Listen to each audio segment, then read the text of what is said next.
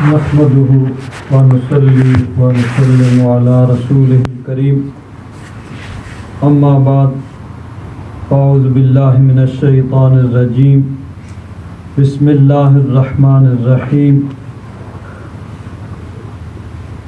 فلما اتاها نودی یا موسیٰ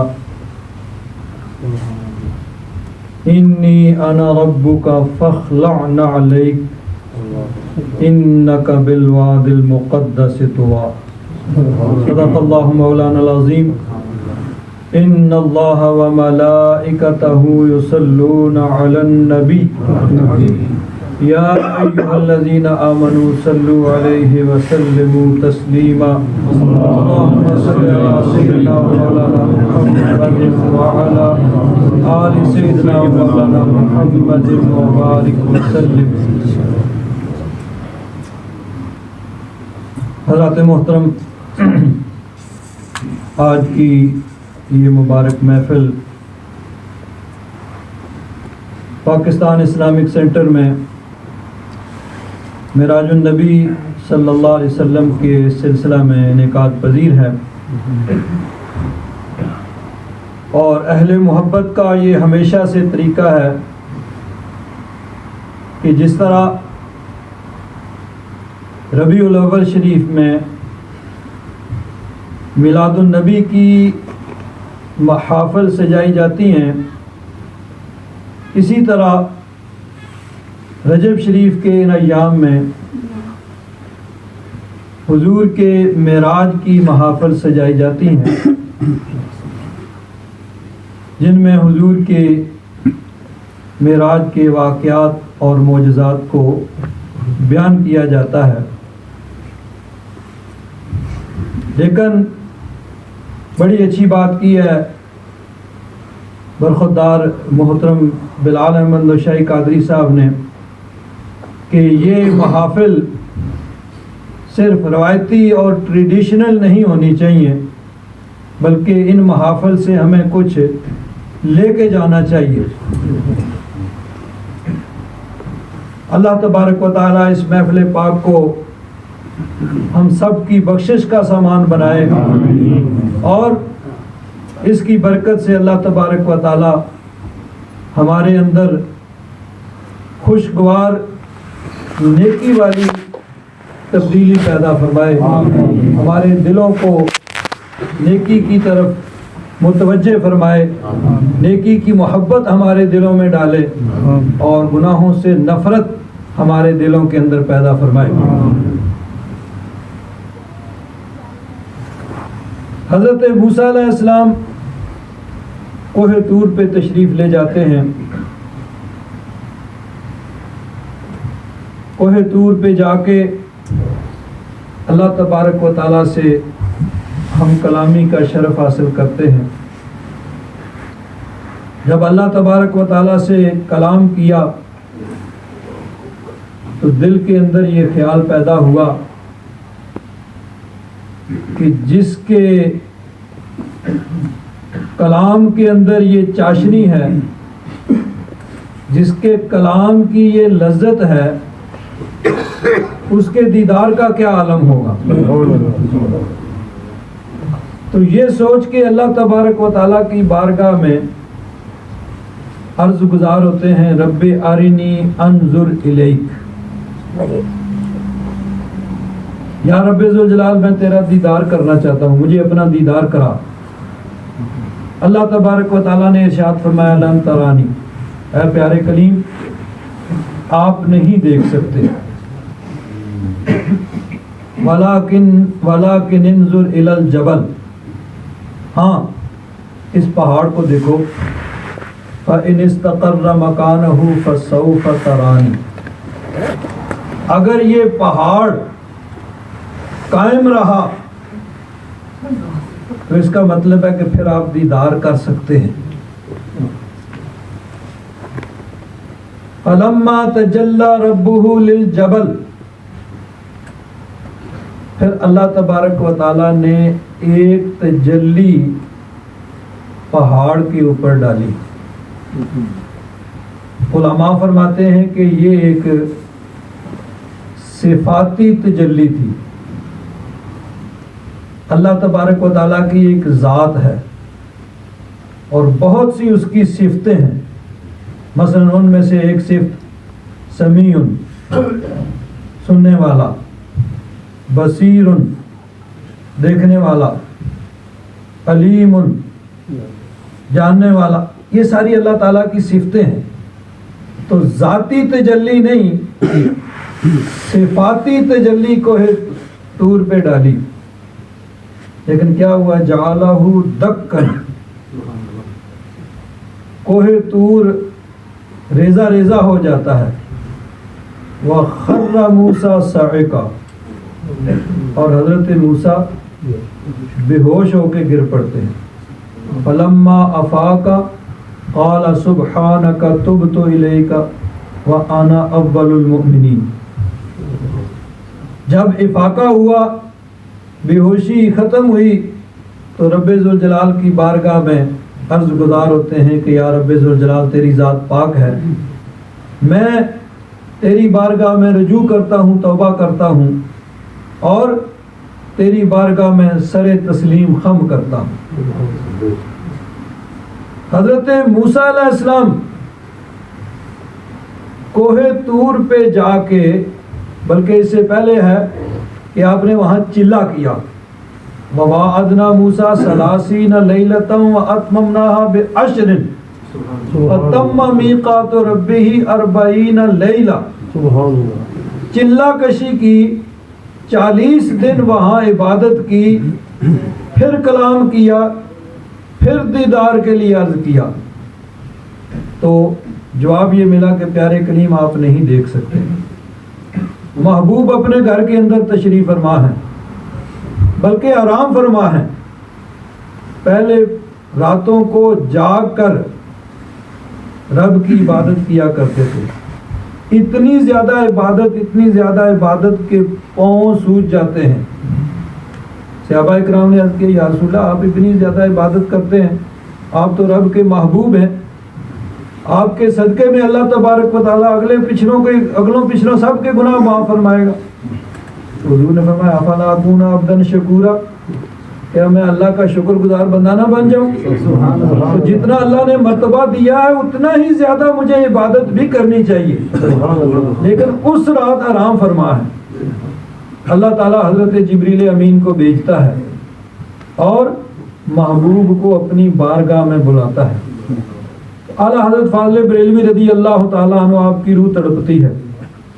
آپ اس کی یوں منظر کشی کرتے ہیں، فرماتے ہیں یہی سما تھا کہ پہ کے رحمتی، خبر یہ لایا کہ چلی یہ حضرت. بہ کے رحمت حضرت جبریل امین حاضر ہوتے ہیں اور اللہ تبارک و تعالیٰ کا یہ میسج پہنچاتے ہیں. یہی سما تھا کہ پہ کے رحمت، خبر یہ لایا کہ چلی یہ حضرت، تمہاری خاطر کشادہ ہیں جو کلیم پر بند راستے تھے. رسول اللہ آپ کے لیے وہ رستے کھلے ہوئے ہیں. وہ دیدار کا رستہ جو حضرت کلیم اللہ پر بند تھا آپ کے لیے وہ کھلا ہوا. اور آگے پھر رب ذوالجلال کی بارگاہ میں اعلیٰ حضرت عرض کرتے ہیں کہ یا رب ذوالجلال تبارک اللہ شان تیری، تجھی کو زیبا ہے بے نیازی. یا رب ذوالجلال تیری شان پہ قربان جائیں، تیری شان بلند ہے، تو بے نیاز ہے. تبارک اللہ شان تیری، تجھی کو زیبا ہے بے نیازی. کہیں تو وہ جوش لن ترانی، کہیں تقاضے وصال کے تھے. کہیں تو موسیٰ علیہ السلام چلا کشی کے بعد دیدار کے لیے گزارش پیش کرتے ہیں تو جواب ملتا ہے کہ پیارے کریم آپ نہیں دیکھ سکتے. اور کہیں تقاضے وصال کے ہیں کہ حضرت جبریل کو فرشتوں کی بارات دے کر بھیجا جا رہا ہے کہ میرے محبوب کو میری بارگاہ خاص میں لے آؤ. تو کہیں تو وہ جوش لن ترانی، کہیں تقاضے وصال کے تھے. ایک اور بات بڑی قابل غور ہے. حضرت موسیٰ علیہ السلام جب کوہ طور پہ گئے، اللہ تبارک و تعالیٰ نے قرآن پاک میں ارشاد فرمایا فلما اتاہا نودی یا موسیٰ. حضرت موسیٰ علیہ السلام جب کوہ طور کے قریب آئے نا تو ان کو آواز دی گئی، اے موسیٰ. وہاں انہوں نے پہلے دور سے دیکھا کہ شاید کوئی روشنی ہے، قریب گئے تو دیکھا ایک درخت ہے، سرسبز درخت اور آگ. عجیب بات ہے بھائی، سرسبز درخت ہے اور اسی طرح سرسبز ہے اور آگ جل رہی ہے. تو نودی یا موسیٰ انی انا ربک فاخلع نعلیک. تو آواز آئی، اے موسیٰ میں ہی تیرا رب ہوں اور تو اپنے جوڑے اتار دے. جوڑے کس لیے اتارنے؟ انک بالواد المقدس طوا. آپ طوا کی مقدس وادی میں ہیں، اس کے ادب اور احترام کا تقاضا یہ ہے کہ آپ اپنے جوڑے مبارک اتار دیں. اب موسیٰ علیہ السلام کو حکم ہوتا ہے، قرآن پاک نے اس کو جو بیان کیا آخر کوئی وجہ ہے. قرآن پاک کا ایک لفظ، ایک حرف، زبر، زیر، پیش کوئی بے مقصد نہیں ہے. تو اس کو جو بیان کیا کہ اللہ تعالیٰ نے فرمایا فاخلع نعلیک انک بالواد المقدس طوا، آپ مقدس وادی، اس طوا کی مقدس وادی میں جوڑے اتار دیں. اب دیکھیے قرآن پاک میں واقعہ معراج دو جگہ بیان ہوا، صراحتاً اور اشارتاً، اور مقامات پہ بیان ہوا. احادیث مبارکہ کی کتابیں پڑھی ہیں، کسی آیت میں کسی حدیث میں نہیں کہ جب حضور عرش پہ تشریف لے گئے تو اللہ تعالیٰ نے فرمایا ہو کہ محبوب یہ میرا عرش ہے، اب جوڑے نیچے اتار دیں. ہے کسی حدیث میں؟ علماء یہاں تشریف فرما ہیں، حضرت قبلہ چشتی صاحب تشریف فرما ہیں، حضرت علامہ مولانا حافظ اشفاق صاحب تشریف فرما ہیں، برخودار بلال احمد نشائی موجود ہیں. کسی حدیث میں یہ لفظ نہیں ہے کہ اللہ تعالیٰ نے فرمایا ہو کہ محبوب یہ میرا عرش ہے تو آپ جوڑے ذرا نیچے اتار دیں.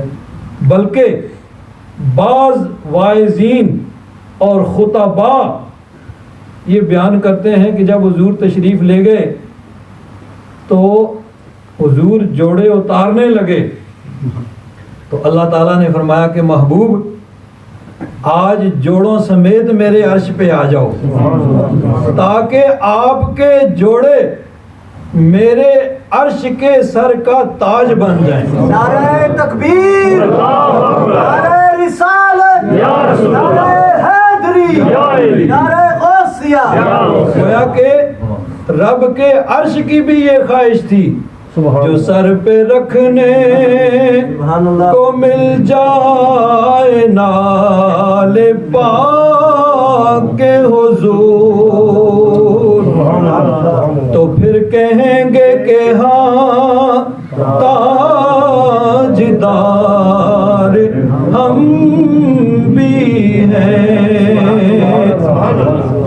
تو گویا رب کے عرش کی بھی یہ خواہش تھی اور اللہ تبارک و تعالیٰ نے اپنے محبوب کی شان دکھائی. معراج کی شب معلوم ہوا عالم کو تیری رفعت کا پتہ ہے، قدموں کے نیچے عرش اولا. سبحان اللہ سبحان اللہ ہے، قدموں کے نیچے عرش اولا. سبحان اللہ سبحان اللہ. ایک آخری بات عرض کر کے ختم کرتا ہوں. نبی کریم صلی اللہ علیہ وسلم جب رب ذوالجلال کی بارگاہ خاص میں حاضر ہوئے، واپس جب تشریف لانے لگے تو اللہ تبارک و تعالیٰ نے فرمایا کہ محبوب اپنی امت کے لیے میری طرف سے تحفہ لے جاؤ. اور وہ تحفہ کیا تھا؟ کتنی اونچی ذرا بولے، پڑھنی نہیں پڑے گی 50 نہیں پڑھنی پڑے گی، 50 نمازوں کا تحفہ اللہ تبارک و تعالیٰ نے عطا فرمایا۔ چھٹے آسمان پہ جب حضور تشریف لاتے ہیں تو آگے موسیٰ علیہ السلام، جاتے ہوئے بھی موسیٰ علیہ السلام سے چھٹے آسمان پہ ملاقات ہوئی تھی۔ آگے موسیٰ علیہ السلام دست بستہ حاضر ہیں، صلاۃ و سلام عرض کرتے ہیں اور عرض کرتے ہیں یا رسول اللہ، اللہ تعالیٰ نے آپ کی امت کے لیے کیا تحفہ دیا ہے؟ حضور نے فرمایا کہ اللہ تعالیٰ نے میری امت پر 50 نمازیں فرض کی ہیں۔ حضرت موسیٰ علیہ السلام عرض کرتے ہیں یا رسول اللہ یہ پڑھی نہیں جائیں گی، جائیے رب کی بارگاہ میں اور کم کرائیے۔ حضور واپس تشریف لے جاتے ہیں اور مسلم شریف کی روایت ہے، 2 روایتیں ہیں کہ یا 10 کم ہوئی یا 5، پھر آئے، پھر موسیٰ علیہ السلام نے واپس بھیجا، پھر آئے، کم ہوتے ہوتے 5 رہ گئی۔ اللہ تبارک و تعالیٰ نے فرمایا میرے محبوب میرا آرڈر جاری ہو چکا تھا، آپ کے کہنے پہ ہم نے 50 سے 5 کر دیں۔ لا تبدیل لکلمات اللہ، اللہ کی باتیں بدلتی نہیں، ہمارا جو آرڈر وہ بھی قائم ہے اور آپ کی بات بھی رد نہیں کی۔ اب جو امتی آپ کا 5 پڑھے گا ہم 7 اپنی رحمت کا صفرہ لگائیں گے، ثواب 50 کا عطا فرما دیں گے۔ تو پڑھیے 5، ثواب انشاءاللہ اللہ تبارک و تعالیٰ منیمم 50 کا عطا فرمائے گا۔ باقی جس طرح حدیثوں میں آتا ہے اگر مسواک کر کے وضو کریں اس کے ساتھ جو نماز پڑھیں 70 گنا ثواب، مسجد میں آئیں باجماعت ادا کریں 27 گنا ثواب۔ تو اللہ تبارک و تعالیٰ ویسے ہی ایک نیکی کا کم از کم 10 گنا ثواب عطا فرماتا ہے، یہ اللہ کی رحمت ہے۔ تو 5 پڑھیں کم از کم 50 کا ثواب جو ہے وہ ملے گا۔ ایک بات بڑی قابل غور ہے، 7 آسمانوں پہ اور بھی انبیاء کرام تھے جن سے ملاقاتیں ہوئیں، لیکن موسیٰ علیہ السلام نے یہ کیوں کہا اور انہوں نے ہی واپس بھیجا اور بار بار ہوتا رہا؟ بعض عرفاء یہ کہتے ہیں کہ موسیٰ علیہ السلام نے اللہ تبارک و تعالیٰ کی بارگاہ میں عرض کیا ہوگا کہ یا رب الجلال تیرا محبوب تیرا دیدار کر کے آ رہا ہے، میں تو تیرا دیدار نہیں کر سکا، تیرا محبوب دیدار کر کے آ رہا ہے، چلو جی بھر کے تیرے محبوب کا ہی دیدار کر لو، لیکن تیرا محبوب تو تیزی سے گزر جائے گا۔ اللہ تعالیٰ نے فرمایا ہوگا اچھا چلو اس کا بھی کچھ طریقہ کر لیتے ہیں، کوئی ترکیب بنا لیتے ہیں، ہم 50 دیتے ہیں تم واپس بھیج دینا، میرا محبوب بار بار میری بارگاہ میں آتا رہے گا، تم بار بار میرے محبوب کا دیدار کرنا۔ گویا وہ آنکھیں جو رب کا دیدار کر کے آ رہی ہیں تم ان کا دیدار کرتے رہنا۔ سرکار میاں صاحب رحمۃ اللہ تعالیٰ علیہ بھی بڑی پیاری بات کرتے ہیں، فرماتے ہیں جنہ اکھیاں نے دل بر ڈیٹھا، جنہ اکھیاں نے دل بر ڈیٹھا، اساں او اکھیاں تک لیاں، تو ملیا تے ساجن ملیا، ہن آسان لگ پئیاں۔